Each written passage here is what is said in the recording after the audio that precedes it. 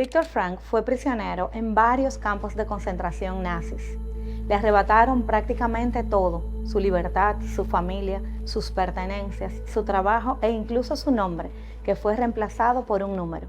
Sin embargo, escribió después: al hombre se le puede arrebatar todo, salvo una cosa, la última de las libertades humanas, la elección de la actitud personal ante un conjunto de circunstancias. Lo extraordinario de esta reflexión es que Frankl no afirma que el sufrimiento sea bueno. Dice que aunque a una persona le quiten todo, sigue siendo persona. Su dignidad permanece intacta, aunque otros quieran negarla. Los nazis pudieron encarcelar el cuerpo de Viktor Frankl, pero nunca pudieron convertirlo en alguien sin dignidad. Su dignidad no dependía de las condiciones del campo, dependía de su condición de ser humano. Nelson Mandela también nos enseñó grandes lecciones de dignidad a lo largo de su vida. Pasó 27 años en prisión. Sus carceleros intentaron romper su espíritu, humillarlo y silenciarlo. Sin embargo, al salir, no buscó venganza, sino reconciliación. Mantuvo el respeto por sí mismo y por los demás, incluso por quienes lo encarcelaron. Él mismo expresó una idea que refleja esa actitud. Ser libre no es solamente desamarrarse las propias cadenas, sino vivir de una forma que respete y mejore la libertad de los demás. Mandela estuvo casi 30 años sin libertad física, pero nunca perdió su dignidad, ni dejó que el odio definiera quién era. Quizá nunca vivamos una prisión como la de Viktor Frankl o Mandela, pero existen otras cárceles: el rechazo, la exclusión, el fracaso, una enfermedad, una discapacidad, la pobreza, una mala decisión o un error del pasado. Aquí aparece una verdad esperanzadora: ninguna de esas circunstancias puede quitarle a una persona su dignidad. Lo que sí puede ocurrir es que olvidemos reconocerla en nosotros mismos o en los demás. Por eso, la familia, la escuela y toda la comunidad tienen la responsabilidad de recordar continuamente a cada persona el valor que posee, incluso cuando ella misma ha dejado de verlo. La dignidad no depende de las circunstancias. Estas solo ponen a prueba nuestra capacidad para reconocerla y respetarla. Pero, ¿qué ocurre cuando olvidamos que toda persona posee una dignidad que nadie puede quitarle? Reflexiones desde el corazón de la educación. La dignidad, el valor innato de todo ser humano. Hoy hablamos mucho de derechos, éxito, bienestar, inclusión, diversidad y reconocimiento, pero pocas veces nos detenemos a pensar en lo que sostiene esas ideas: la dignidad humana. Por eso es común ver insultos, descalificaciones a quienes piensan distinto, etiquetas a niños por sus dificultades, o que se reduzca a un maestro a un simple número. También vemos personas que creen que valen menos por haber perdido un trabajo, por haberse enfermado o por haber fracasado. Entonces surge una pregunta: ¿puede alguien perder su dignidad? La respuesta cambia la manera en que educamos, convivimos y construimos la sociedad. Por eso, conviene detenernos en aquello que sostiene todas esas ideas. La dignidad no depende de lo que hacemos ni de lo que nos hacen. No depende de dónde somos ni de dónde venimos. No depende de cómo nos destacamos ni de cómo fracasamos. Tampoco depende de lo que poseemos ni de lo que carecemos. Desde pequeños recibimos mensajes que sin querer pueden confundirnos. Si sacas buenas notas, si te portas bien, si ganas, si produces, si eres exitoso. Con el tiempo empezamos a creer que nuestro valor depende de lo que logramos.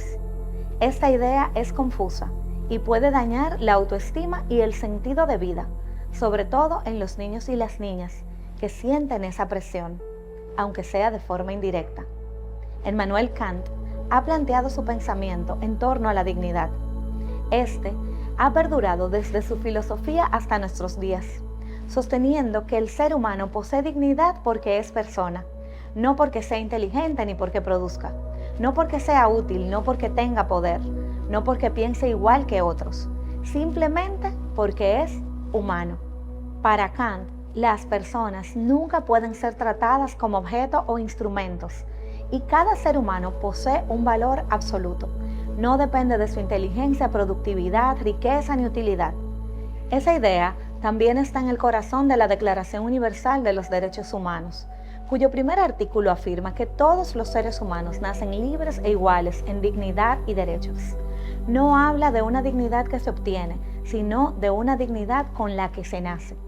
Muchos de los grandes problemas sociales empiezan cuando dejamos de ver a las personas y solo vemos etiquetas. El inmigrante, el pobre, el rico, el estudiante difícil, la familia conflictiva, el maestro problemático, el anciano, el adolescente.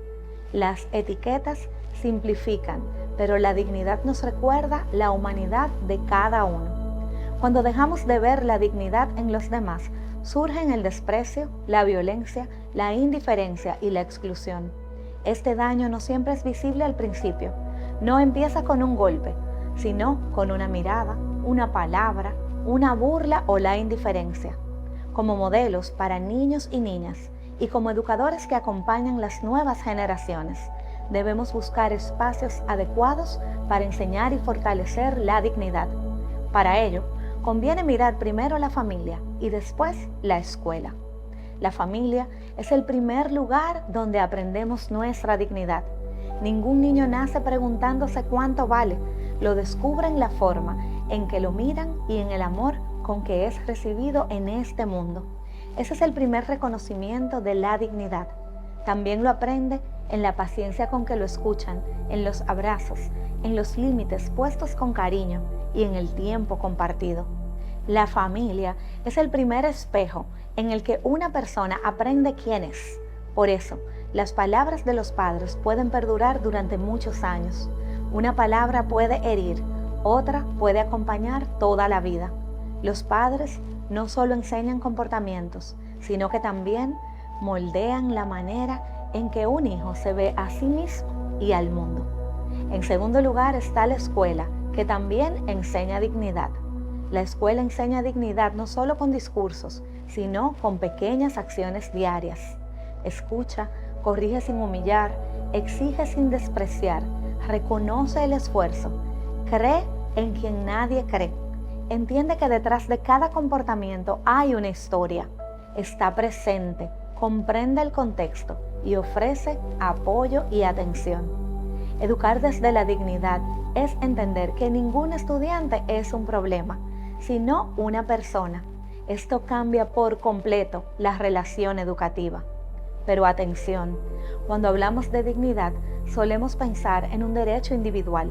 Sin embargo, también es una responsabilidad que compartimos. Diversos autores sustentan este planteamiento. En particular, Emmanuel Levinas, quien afirma: soy responsable del otro sin esperar reciprocidad. Su idea expresa que la dignidad del otro nos compromete y profundiza al afirmar que la presencia del otro genera una responsabilidad ética, antes incluso que cualquier contrato o ley. Por eso, la familia es el primer lugar donde un niño o niña aprende que su vida tiene valor. La escuela es donde ese valor se confirma y se fortalece. La sociedad, a través de sus instituciones, leyes, comunidades, organizaciones y ciudadanos, debe proteger esa dignidad para que nadie quede excluido ni sea tratado únicamente como un medio.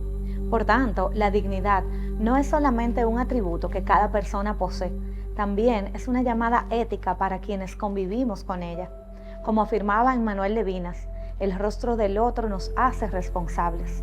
En otras palabras, reconocer la dignidad humana implica asumir el deber de protegerla.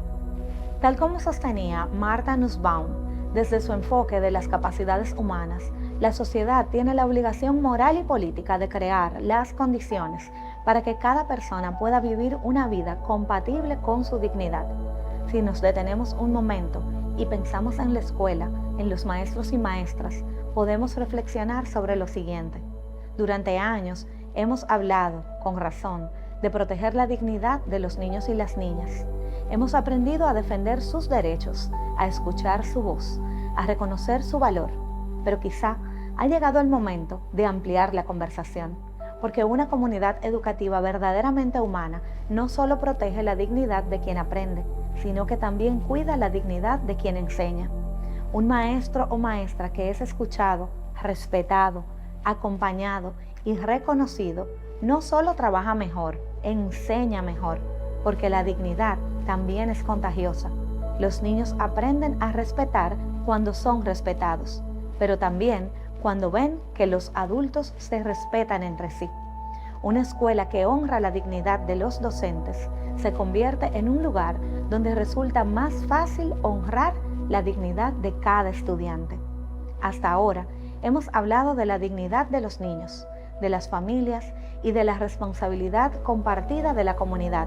Ahora quisiera detenerme un momento en quienes muchas veces, en silencio, sostienen la tarea de educar, los maestros y las maestras. Hablemos ahora de la dignidad del maestro. Un maestro no deja su dignidad en la puerta del aula, la lleva consigo cada mañana. No es más digno por tener un título, por los resultados de sus estudiantes o por recibir premios. Su dignidad no depende de sus logros, sino de ser persona. Por eso, la sociedad debe respetarla. Pero hay una segunda verdad que también merece ser dicha. La dignidad no solo se exige, sino que también se honra. Un maestro o maestra la honra al comprender la importancia de su misión, al estudiar, al prepararse y al reconocer que siempre puede aprender más. La honra actuando con integridad, incluso cuando nadie lo ve, tratando a cada estudiante con justicia, escuchando antes de juzgar, corrigiendo sin humillar y haciendo del aula un lugar seguro para aprender y crecer.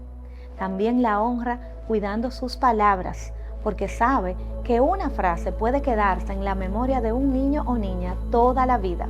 En resumen, el maestro no tiene que ganarse su dignidad, pero sí debe vivir de acuerdo con ella. Esa coherencia tiene un gran impacto, porque los estudiantes aprenden mucho antes de escuchar una lección. Aprenden observando cómo vive quien les enseña. Recordemos a Parker Palmer, con su acertada declaración: enseñamos desde quienes somos. No enseñamos únicamente contenidos, transmitimos nuestra manera de mirar el mundo, de sentirlo, de transitar en él, desde nuestra forma de relacionarnos, desde nuestra humanidad. Por eso, un maestro que cuida su vida interior, se sigue formando y vive con coherencia, no solo mejora como profesional, sino que también da a sus estudiantes un ejemplo de cómo vivir con dignidad. La dignidad pertenece a cada persona desde su nacimiento, pero su reconocimiento y protección constituyen una responsabilidad compartida.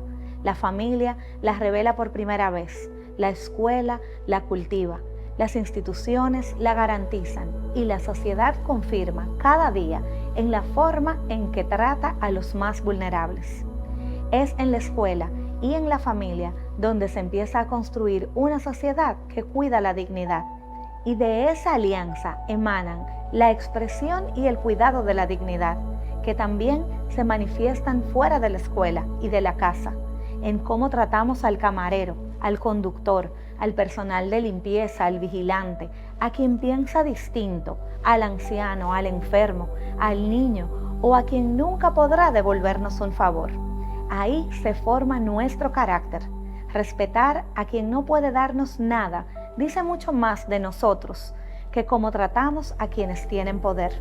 Si una persona posee una dignidad inherente, entonces educar el carácter significa ayudarla a desarrollar las virtudes que le permiten vivir de manera coherente con esa dignidad y reconocerla también en los demás. David Isaacs sostiene que educar consiste en ayudar a cada persona a desarrollar plenamente sus potencialidades mediante la adquisición de virtudes. Su planteamiento parte de una visión personalista. La educación debe respetar la singularidad y el valor de cada persona. Por su parte, Licona establece con claridad que no es posible educar para el respeto sin reconocer primero la dignidad de la persona. Por eso, invitamos a comprender y valorar la dignidad humana, reconociendo que solo florece en comunidad. Nadie aprende solo a respetar, lo aprende siendo respetado. Nadie aprende solo a escuchar, lo aprende siendo escuchado. Nadie aprende solo a perdonar, lo aprende siendo perdonado. Por eso, la comunidad educativa tiene una enorme responsabilidad. Padres, docentes, directivos, personal administrativo, conserjes, personal de apoyo, todos. Cada interacción enseña algo sobre el valor de las personas. La escuela educa mucho antes de que empiece la primera clase. Tal vez hoy podamos hacernos una pregunta sencilla. ¿Cómo hice sentir a las personas con las que me encontré esta semana? ¿Se sintieron vistas, escuchadas, respetadas, valoradas? La dignidad rara vez se transmite mediante grandes discursos. Se transmite en los pequeños gestos de cada día. Quisiera terminar recordando una idea que atraviesa toda la educación del carácter. No educamos para crear personas valiosas. Educamos porque cada ser humano ya tiene un valor que nadie puede otorgar ni quitar. Tal vez esa sea la misión más profunda de la familia, la escuela y la sociedad. Crear espacios donde cada persona pueda descubrir la dignidad con la que nació y aprender a reconocerla en los demás. Porque cuando olvidamos la dignidad, aparecen la violencia, la exclusión y la indiferencia. Pero cuando la recordamos, comienza el respeto, comienza la justicia, comienza la esperanza y sobre todo, comienza el florecimiento humano. Por tanto, cerremos esta reflexión desde el corazón de la educación, con una certeza y un compromiso. La dignidad es la raíz. Los valores orientan nuestras decisiones. Las virtudes fortalecen nuestro modo de vida. El carácter expresa quiénes somos. Y la educación es el espacio donde todo ello puede florecer para el bien de cada persona y de toda la comunidad.